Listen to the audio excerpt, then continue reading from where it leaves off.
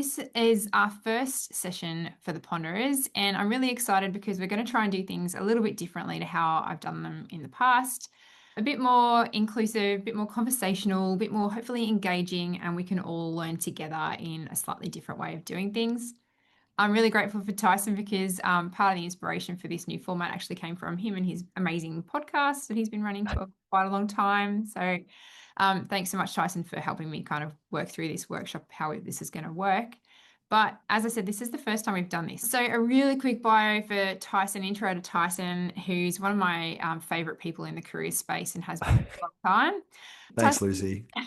he's the lead facilitator and co-founder of Arrive and Thrive. If you haven't met Tyson, you probably have, but if you haven't met Tyson, he delivers career workshops into schools. And I think, did I see the other day that you've now had 130,000 students go through? Like that's huge numbers. That's big, I would say. So Thank um you. and I think the reason why I like your work so much, Tyson, is because you really go to the heart of what students need. You're there to talk to them in language that is familiar with to them and make them feel really comfortable as they're dealing with these kind of big things. So that's why I've always liked your practice.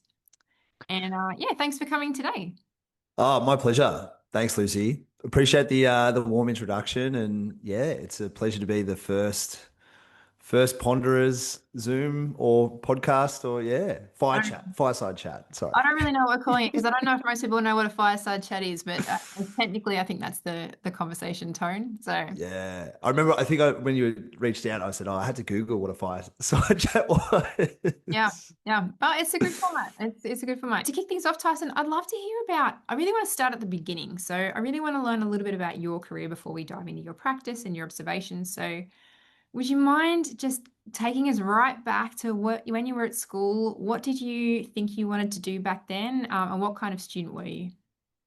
I was I was a very happy kid. I was very proactive. I felt like I thought I asked a lot of questions. I thought I was kind and respectful to my teachers and classmates and things like that. But academia just wasn't my strong point. I just really struggled to retain information. And when I was quite young, I actually got diagnosed with short-term memory disorder. So I really found it difficult to learn, I suppose, in a traditional sense in primary school and into my high school life. And I also had a stutter too. So it was quite funny that I now talk for a living.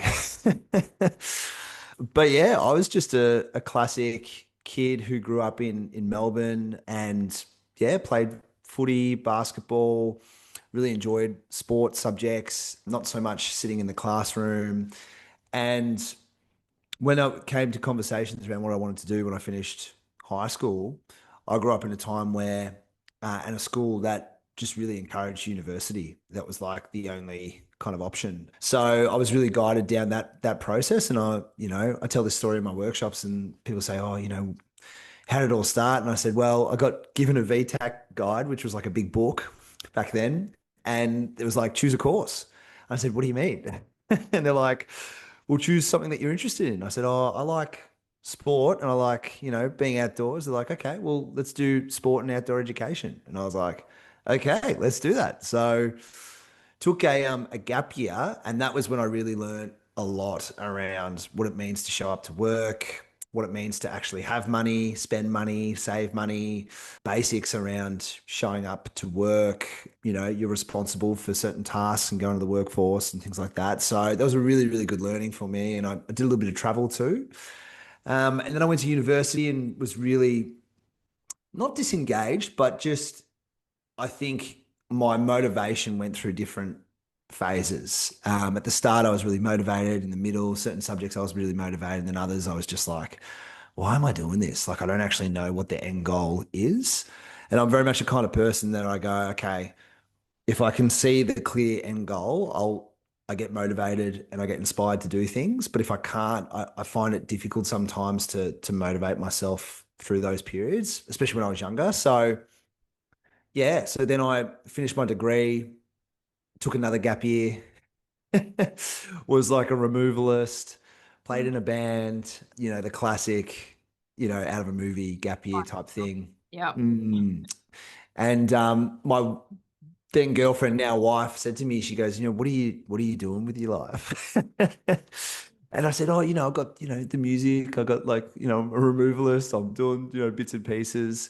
And then I just really had always loved helping people. And someone said, like a family friend of mine just said, oh, I think you should explore like coaching and Mm. like communication models around, helping others. And did a couple of short courses in coaching. Then someone said, oh, you should do a careers counseling certificate. Again, I was like, what's that? Had to Google.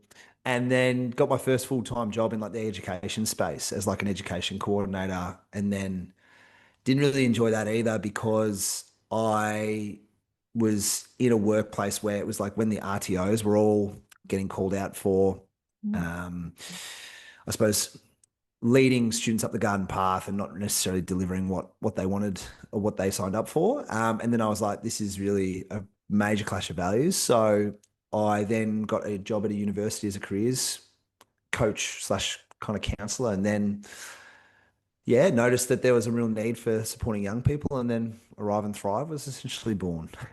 That's interesting. Yes, I always love hearing about people's careers because it's funny how in retrospect you can see how one thing kind of led to Yeah, another and, even going back to your values or you talking about, your own struggles with school and you wanting to help, help young people going through similar things. I love that. And then it's come to where you are today. You didn't really yeah. you talked about your move into your own business. Like I know you Mm. have Arrive and Thrive. Can you explain a little bit about what Arrive and Thrive is, how it works, and how you found that transition from employee to employer? Yeah, sure. So I grew up in a family where my mum and dad ran their own business. So I was always exposed to like small business. And my dad, like many young people experience, like around the dinner table, my dad's ethos was always like, you got to follow your passion. You got to, working for yourself is unbelievable and da da da. And I was like, oh yeah, cool. And I kind of I felt between a rock and a hard place because I couldn't really articulate my passion. I was like, I have no idea what my passion is. I'm like 22.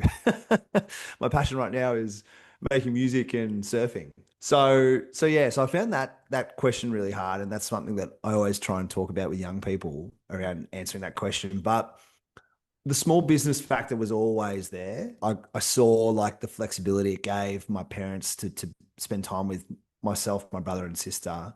But I never really that it was only then that I'd been exposed to business. And I'd always had this kind of blurry vision for myself that I would like to run a business one day. What that looked like, I was unsure. And then when I started career counseling and I started working in Melbourne with some schools just as supporting out in busy periods like subject selection, year 12 conversations, I just kind of noticed that some schools were doing really great things. Other schools were struggling to do great things because of resourcing, because of a whole bunch of different factors. And I'd always had a passion for helping young people because when I was training to be an outdoor educator, one of the best parts that I really enjoyed was working with youth and taking them on adventures and talking about the challenges that happened on that adventure. So if you went whitewater rafting, what were some of the challenges that occurred? How did we overcome that as a group, etc. And so I always loved that kind of dynamic. And then Arrive and Thrive was born through me and a friend who met at university, and we just both felt unprepared for life after university and didn't really feel like we gave any of this stuff serious attention apart from one unit at our at VU, Angela Dressler, if you're listening, absolute legend of a professor. And she was like the first person that kind of said to us, what are you gonna like? What do you want to make of your life and your career? And that's when I kind of fell in love with that unit of career development, or that thought process of career development. And so Dan and I started Arrive and Thrive just in a bid to help people develop meaningful careers. And then we just found our niche through high schools because we went to one networking lunch and I was really trying to kind of pitch the concept to someone I was sitting next to, and they could probably smell desperation on me. And I was just like, look, our programs focus on helping, arrive and young people arriving and thriving. And she's like, oh, that sounds interesting. She goes, would you like to run that for our year 12s? And I was like, yeah, absolutely. And I was like, when is that? And she's like, oh, 6 months from now. And I was like, yeah, yeah, no, that's fine. No dramas. And I called Dan. I was like, mate, we got our first client. How good? And yeah, and so that kind of started as one program in 2019 back at Glen Waverley Secondary College, and now we've worked with over 130,000 young people, just supporting career counselors essentially run really entertaining, educational workshops and conversations in their school and community. Mm. Yeah, I love that the organic nature of it. I having been through a similar journey myself, it is very organic, and I love how excited you were about your first booking that was 6 months in advance. Oh, yeah. I was like, as long as I can just, work, Yep. because at the time I was doing some like consulting, which was pretty flexible in the career space. And I was just scraping by. Like I was, my wife and I we were trying to save for a wedding. We just got like a little mortgage and we were just like, oh my God, like, and she was back at uni and I was trying to start a business. It was just hectic time. So yeah, I was like, yep, let's try and back ourselves to get this off the ground. Yeah, there's never a good time though, I think, for these things. No, I, never. so you mentioned that you're inspired by your dad in that question Yeah. of what are you passionate about, which I love, and then you've talked about how some of those messages you heard and how they helped you, and you want to use those in your workshops. But I'm really curious to know, like, what are the topics that you cover in your workshops at the minute? And out of those, which ones do you think are the most valuable? And are there any that you wish you could deliver, but there isn't an appetite in schools, or you just haven't got around to developing it? Like, what do you teach, and what do you wish you could teach? Yeah. So we teach essentially career design. So that's kind of the main flavor of our workshops. So from year 7 to year 9, we do curious careers and we do applying for work. So when we first started, it was a lot around this is how you get a job, this is how you write a resume, this is how you answer interview questions. And that's all great, but we noticed that there was a real need for students to think a little bit more philosophical and to look at, who they are as people. So what are their skills, their attributes? What are some of their values? And that's the stuff that I really enjoyed teaching and still do from that year 7 to like year 10, year 11 range. And then we also started to do things around like personal brand, LinkedIn, because I learned really quickly because as I was building Arrive and Thrive, I was also working as a careers counselor part time in a school. So I was kind of boots on the ground at the same time as building a business to try and support boots on the ground. And so that was really valuable because I could see that there was like these areas that career counselors were covering, but then there was also areas that really needed more attention. And that's where we were trying to steer Arrive and Thrive to the areas that weren't necessarily getting covered in school, but were still important pieces. So yeah, career design values, like how do you make decisions align with your values? Personal brand and LinkedIn. So like, what does it mean to actually show up online? What does it mean to have a good personal brand? Then we started noticing stuff around screen time with students. So therefore goal setting and habits was kind of, it was introduced. So we've always tried to adapt to the needs of young people and schools when we hear from schools, hey, this is a real issue, or we're finding this really difficult. And so I was trying to create a workshop or something to do with that concept. So the only reason we started with year sevens was because we were getting a lot of people saying, hey, this needs to happen earlier at year 7. And I was like, okay, how can we take our favorite workshop, which is career design values, and make that more of a year 7 conversation? The stuff that I really want to teach at the moment, and we've just launched this year, is our future of work and AI workshop. I'm so fascinated around where this AI conversation goes. What does it mean for purpose? What does it mean for skills? What does it mean for education, not just in high school, but after high school? If you can get knowledge at the click of a button, what does that mean for your knowledge development, skill development, all these kind of concepts and questions that I don't think are getting answered very well, if I must say.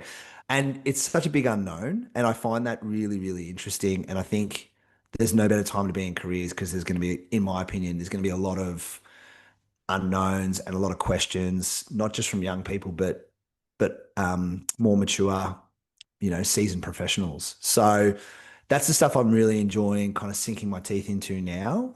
We've just launched that workshop and we've run it a couple of times with really good feedback. So yeah, that's the stuff I want to teach more of, I think, because I personally use it. I personally use AI a lot of the time in my business. It makes my life easier, but I'm also wary of the pitfalls that it has in terms of your work, in terms of your learning, in terms of because I experience that myself as well. So yeah, that's really the main thing I'm interested in at the moment. And also working more with parents. Last year we launched our public work webinars that run once a term, and any parent can jump on and attend and register and the conversations through our time in schools, I've realized the conversations, once they're talking to the careers counselor, there's actually a lot more work that needed to take place before that conversation. And that's when I believe families or a trusted adult, other than a careers counselor, plays a really important role in that process. So we're trying to, yeah, focus on those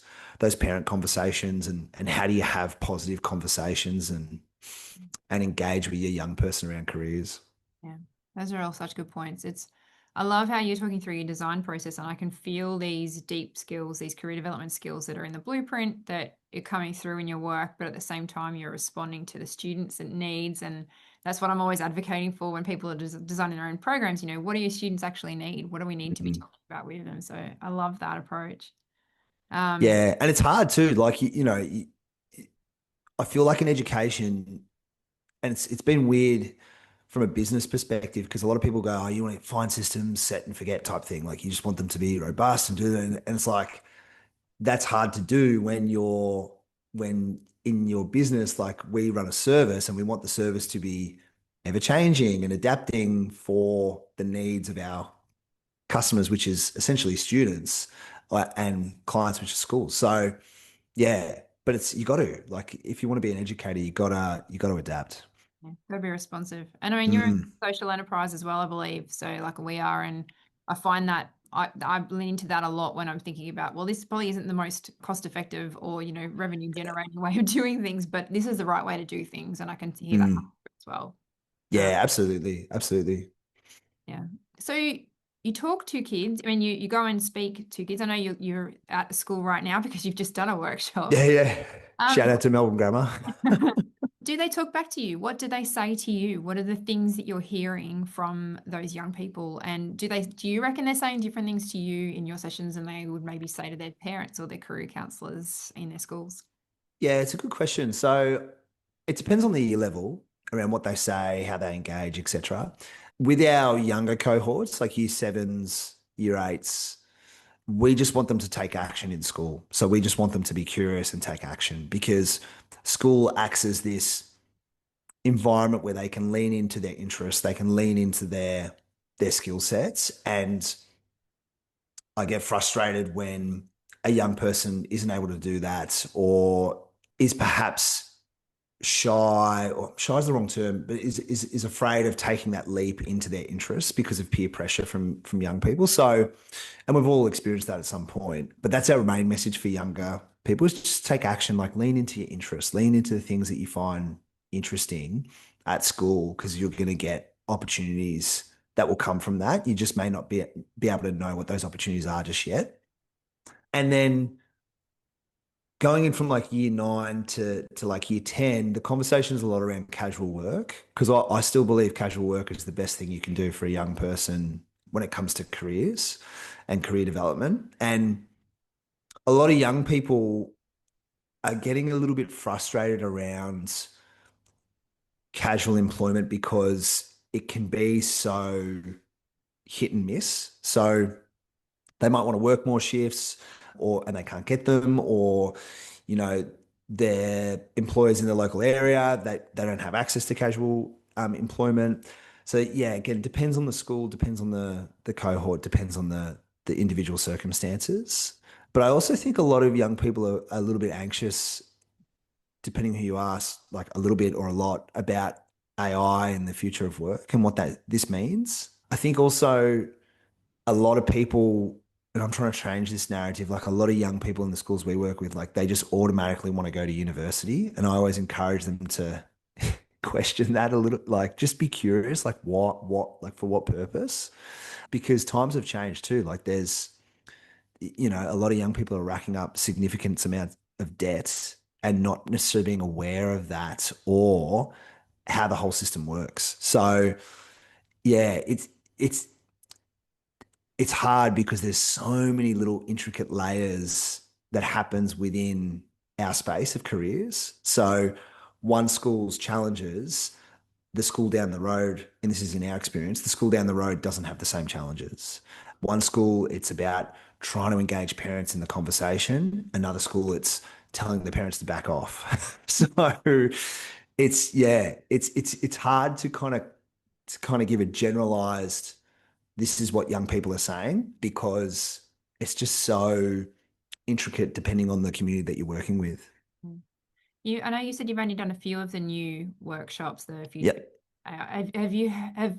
Has anything different come out of those than it would come out of a standard workshop? In terms of learnings for the young person, Are you hearing anything, or is it just too early to really know how they're like, how are they taking these workshops? Are they coming out of them going, yes, awesome, I feel more empowered now, or do they have more questions, or are they more curious afterwards? yeah, I think with the AI and future of work one, I think they're more curious and maybe just a little bit more cautious because I think a lot of young people with AI in particular are just using it automatically. Yep.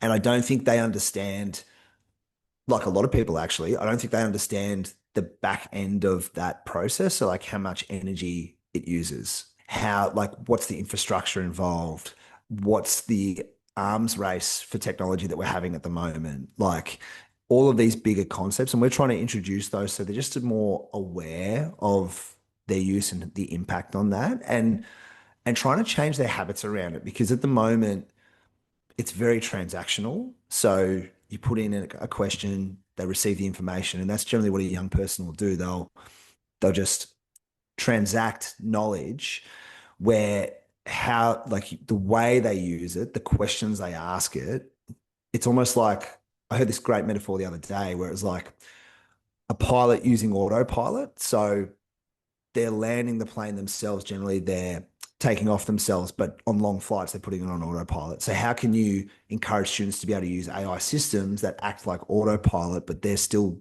doing the most important part of the work? Yep. No, that makes total sense. Yeah. Okay, I want to know if you had a magic wand, if you were a fairy godmother and you had a magic wand and you could wave that wand and change anything within the world of career development, obviously within our space in secondary schools, what would you do? What would you make better, or what would you get rid of, or what would you change?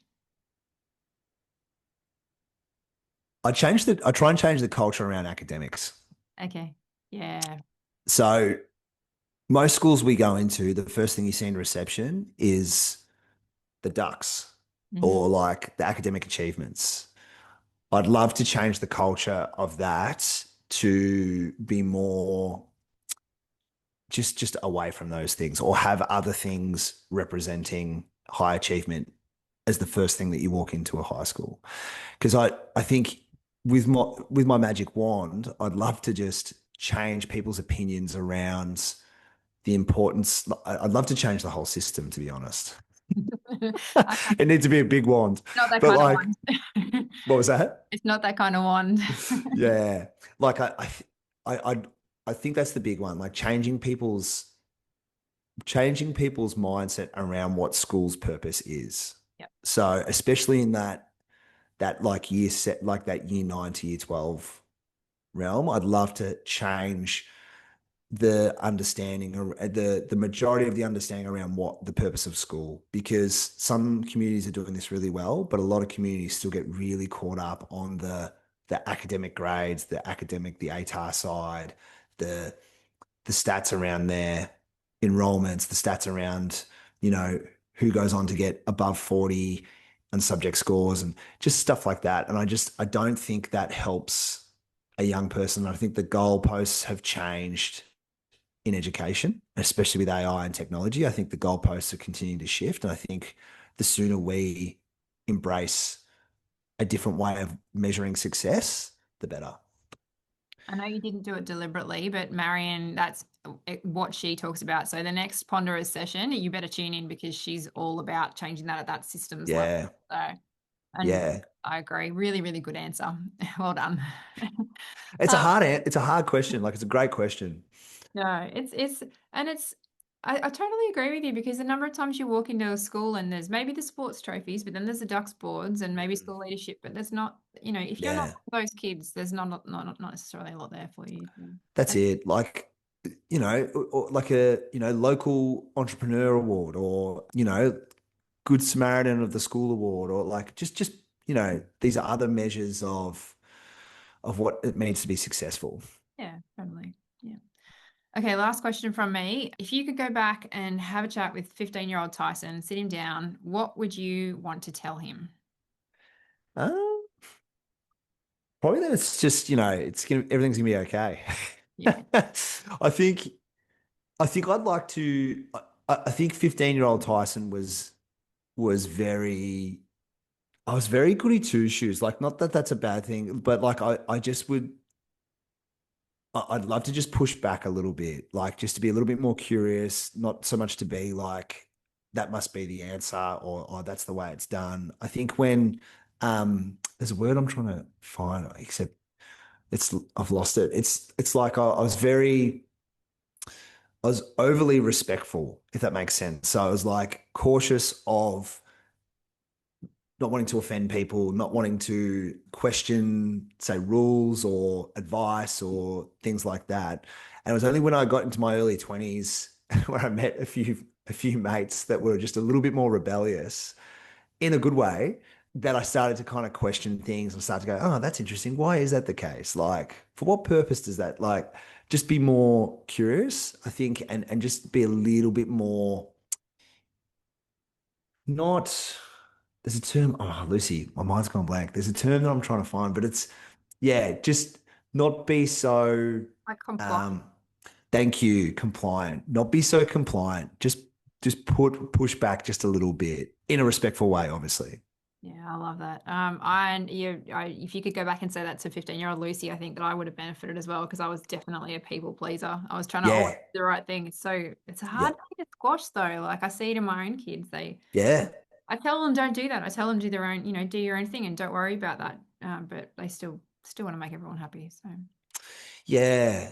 And I think that's something that I've got two young girls. I've got a 5-year-old and a 3-year-old, and that's something that I'm yeah trying to instill in them is like there's a difference between being respectful and being overly compliant as well. So yeah, it's an interesting one. But that's what I tell my 15-year-old self. I'd just be like, hey mate, everything's gonna be okay as long as you do things in a respectful, kind way. It's okay to push back. It's okay to ask questions. It's okay to say, hey, don't know if I agree with that. I love that. I love that. Thank you, Tyson. That's all the questions from me. I'm just going to hand over because we've got one question that's come from the floor. What practical approaches best support early vocational identity development? I think that's a great question because it's that identity piece is so important, and that a lot of what your work is doing is talking to young people about how to build their own identity. Do you have any advice for that? Oh, I'm a massive fan of the concept that, a young person can't be what they can't see. Mm, So trying to expose them to as many different people doing interesting things in the community at large, not just in school, I think can be a really valuable lesson.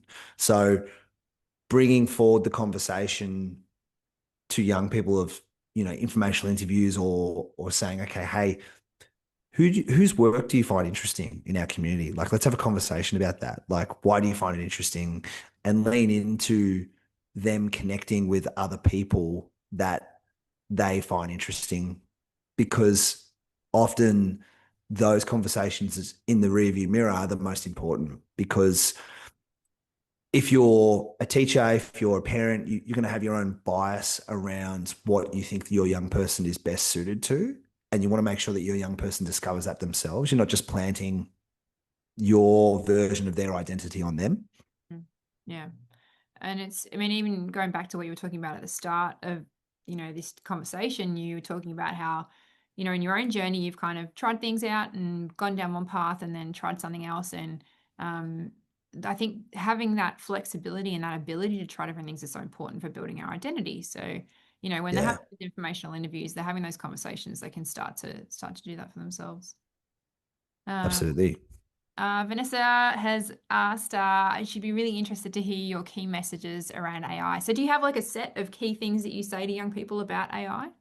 Yeah. So one thing that we talk about with AI is so kind of two main elements. So we talk about, what is it, where are we noticing it, and where do we think it's going? And a part of that AI conversation is helping young people understand the Lindy effect. So some people may have heard of the Lindy effect before, but it was essentially this concept where often there'll be things that have stood the test of time. So skill sets, for example, art is a great example of this. Like art has withstood centuries, and often the Lindy effect says that like the longer something's been around, the more likely it's going to be around in the future.